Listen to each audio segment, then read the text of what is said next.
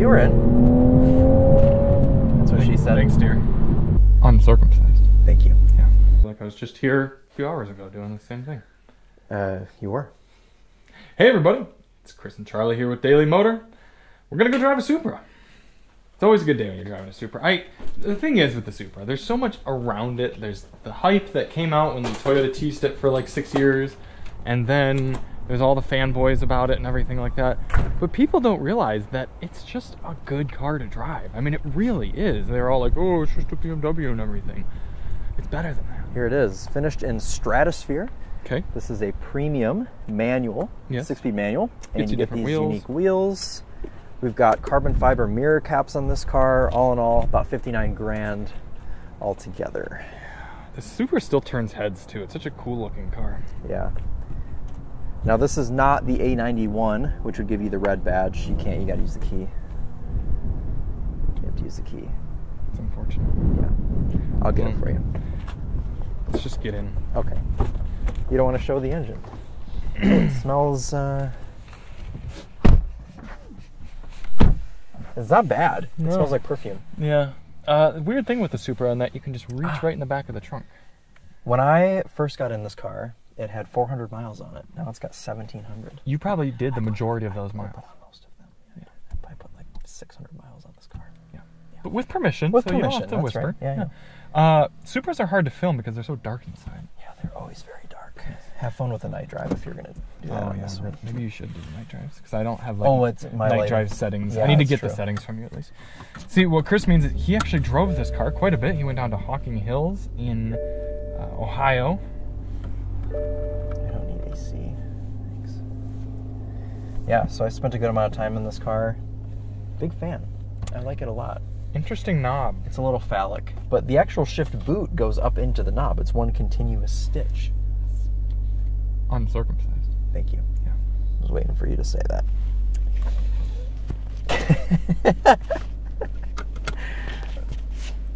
Is that what you need for me to have no traction? Yeah. Okay.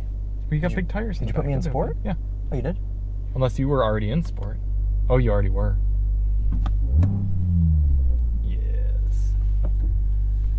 This is the only way for you to get a manual transmission with Steering BMW's is so heavy. B58 motor. I'm so used to driving that 7 Series around. Very easy. Steering feels super heavy. Supras always have very thin steering wheels too. I've always liked that. Yeah. Although very thick airbags. Don't you think the airbags have been unattractive? Yeah, well, it's just a recycled BMW steering wheel. So like an old BMW steering wheel. Yeah. Well, the chime in this car is now 2 generations old. Wow. Because this one goes bling, and after that there was the da-da, and now it's whoom. So this is like 2000. Actually, my E90 had this chime. I'm pretty sure. I think it was similar. You should have driven first because you haven't driven this car. I know. I thought about it, but we should keep it the way. Ooh, a Volvo XC40. They technically would have had the right of way, but Chris didn't feel like waiting. Well, they stopped, so whatever. I'll sit there There's a lot of staring carbon at the fiber in here. You gonna wait for the Jeep with things to come at you? No. Did you know these are touch sensitive? Yes. It's the same panel that's in my mom's 2016 3 Series. Supra? Oh. Auto blip is turned off. Probably because we turned it off. Is that something you have to do in the settings? Oh, yeah. Why would that be a settings thing? I like it when you can do it on the fly. Yeah. Would you like me to enable it for I you? need to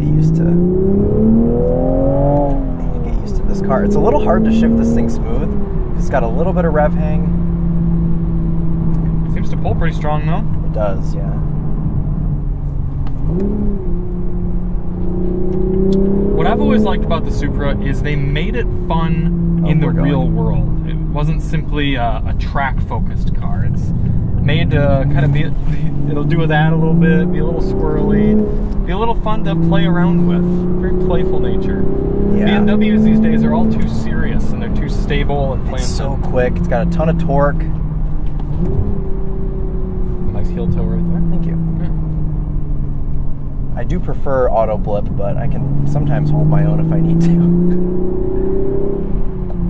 The actual shifter itself feels pretty nice. It does feel BMW-ish, but I think they've made it unique enough to where it doesn't just feel pulled straight from a BMW. I think this smaller shift knob helps. I don't know if they've weighted it differently or what they've done, but it's not as gummy as something you'd find in a BMW M car. Okay. So, if you're disappointed about missing oversteer, you're welcome to go straight if you'd like. no, it's okay. I'll let you do oversteer because they'll want to see it from behind the wheel anyways. There's an ambulance. Okay, I was like, why is this person stopped? It's because there's an ambulance. What I found in road tripping this car is it's actually not as bad as you might think. No. It's a little cavernous in here and dark. That's the only real thing that you've got to get used to. But every Supra's like that. It's not unique to the manual car. My buddy Max went and picked up one of the very first press Supras in the country from Washington, D.C. and drove it to Ann Arbor with his wife in the car, the two of them. It was like a 9-hour straight trip, and he said they were totally comfortable the whole time. Wow. Okay. Yeah. And he's a bigger fellow. Yes. Yeah. Mm-hmm. Okay. Nice. Yeah. Yeah, the Supra's a little intimidating when you first get into it, but it's fine. I mean, like, living with this thing for like 4 days, as you heard me say, I put like 500 miles on it or something, and it was quite nice. I've got a video on my personal channel if you'd like to go watch. Road tripping the manual Supra. If I remember, I'll put the link in the description. You probably won't remember, but it's okay. It's good, no turn signal back there. Yeah. I like that the Supra feels like one of those compromised sort of sports cars. Like, you don't feel like this car's trying to do more things than it needs to. It cares about being a sports car, and that's it. Yeah. I think that's cool. Yeah. Because some people just want that. Yeah. They don't want a car that can do it all, sort of thing. That's right, and it's actually got, it's a liftback, so you can fit a suitcase for your little boys trip. Mm-hmm. You'll be fine. Which you guys did. Yep. This seems like the type of car that would want to add rubber to the asphalt here. Cool, I'll position it right here for you. Do you think I could be the first person to ever have their first forward motion in a manual Supra be wheel spin? I bet people have done it. No soft limiter. As it should be. Alright, let's see. Clutch throw. Alright, it's a long throw. Oh yeah, but yeah, the shifter feels... You're right, it does... You described that well. It does feel like a BMW shifter, but it's notchier. I'm glad you agree.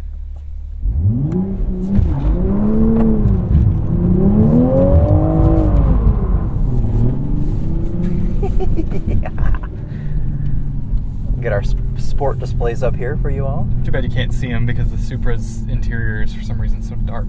The screens are always way too dark in this car. Yeah.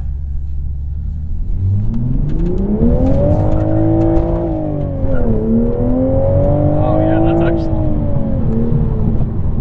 You were in. That's what she said. Thanks, dear. Yeah, that's quite good. You like it? Too loud though. It is loud. That fake noise is a lot. Yeah. We don't have eco mode in this car. No. No eco pro. Oh, you're in sport traction. You're right. So you're not fully off. Oh, would you like your auto rev magic on? No, I'd like to do it myself, thank you. Okay. You get those, but only at high RPMs, which is okay. Yeah. That's okay. Yeah, you don't want to like the Jaguar that'll scare your neighbors when you don't mean it to. Nice. It's very good. Oh, and we're about to be killed. Jesus, dude.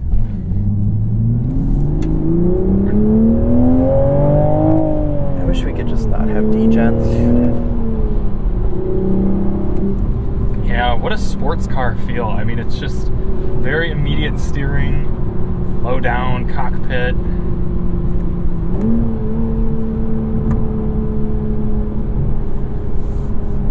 I don't love how large these two sections of the wheel are, because when you want to hold at 9 and 3, you're like lobster clawing it. Yeah. Oh, it pulls so hard. And there's no turbo lag. It's so quick, yeah. Nice.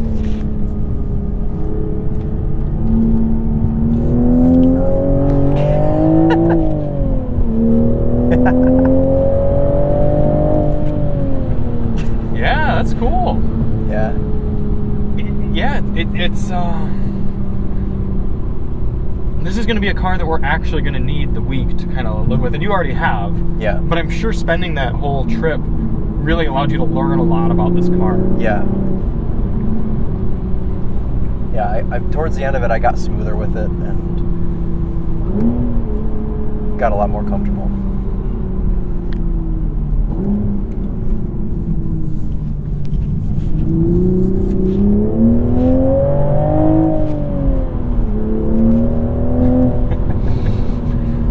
I don't think I love the shifter. Really? Yeah. It's weird. It's almost like you have to break into each gear. Like there's like a little You definitely can't shift it fast. Yeah, you can't like listen to this. Yeah. It's almost like they had to add like an artificial notchiness. All right, are we gonna? I like the shifter in the GR Corolla better. Yes, that is one of the best shifters we've driven. GR Corolla's got a great shifter. You can bang gears in that thing. This you gotta really force it in. Yeah. Okay. Yeah. That's from Florida. They don't know any better.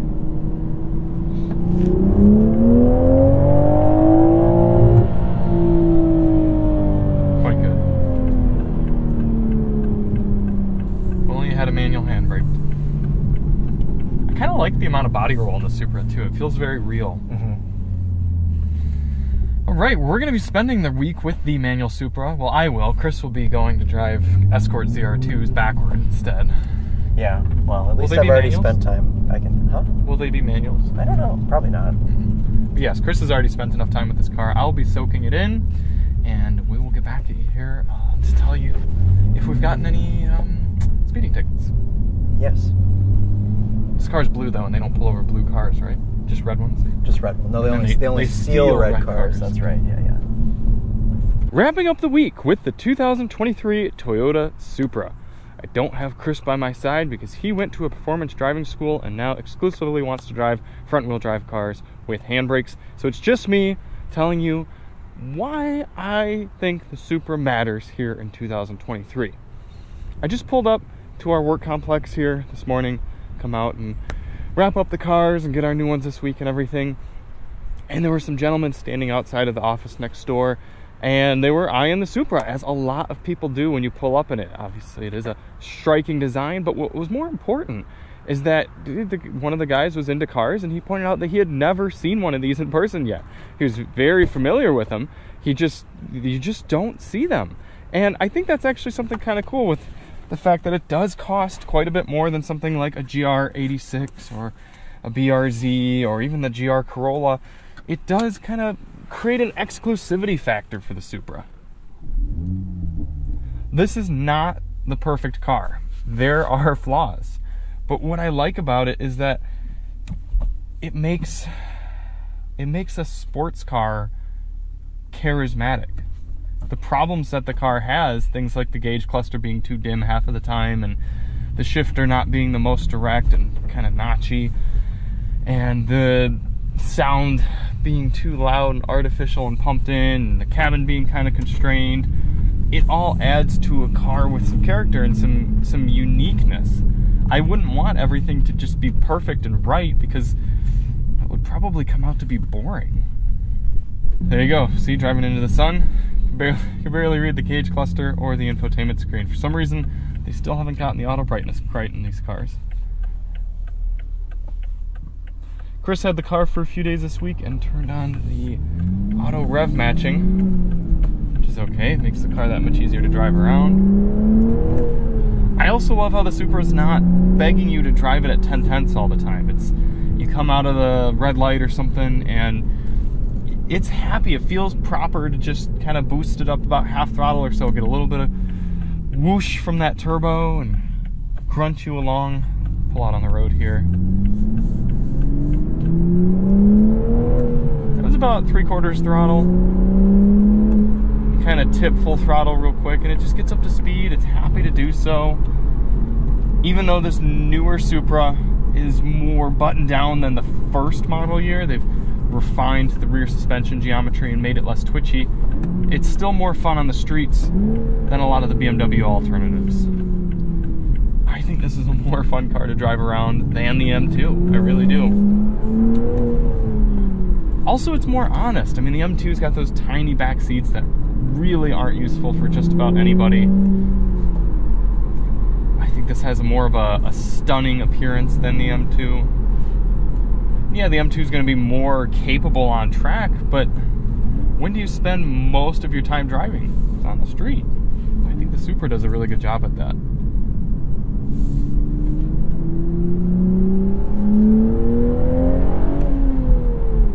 Quick tap of the traction control button gets us into traction off, kind of what would be equivalent to BMW MDM.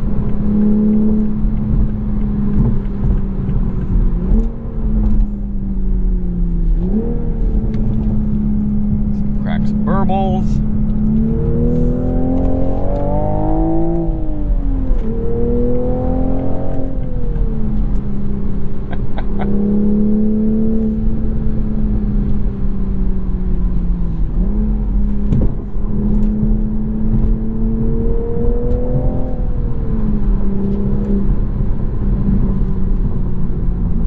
There's a degree of rowdiness and unrefinement that you don't get in a lot of new cars that the Supra's got.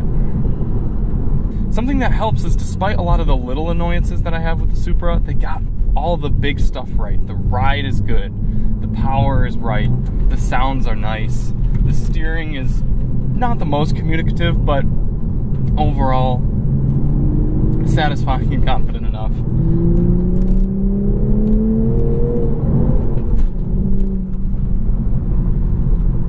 It's a straightforward and easy to use infotainment, climate control, the seats are comfortable, ergonomics are good. They got the meat and potatoes right with this car.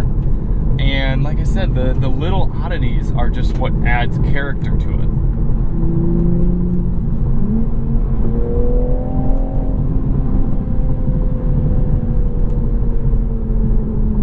Also, I like the simplicity of the gauge cluster. You got a big old tach, a big old gear indicator, and a big old digital speedo. I'm so glad they didn't screw around with something like an analog style sweep speedometer, because who is using those anymore? Yeah.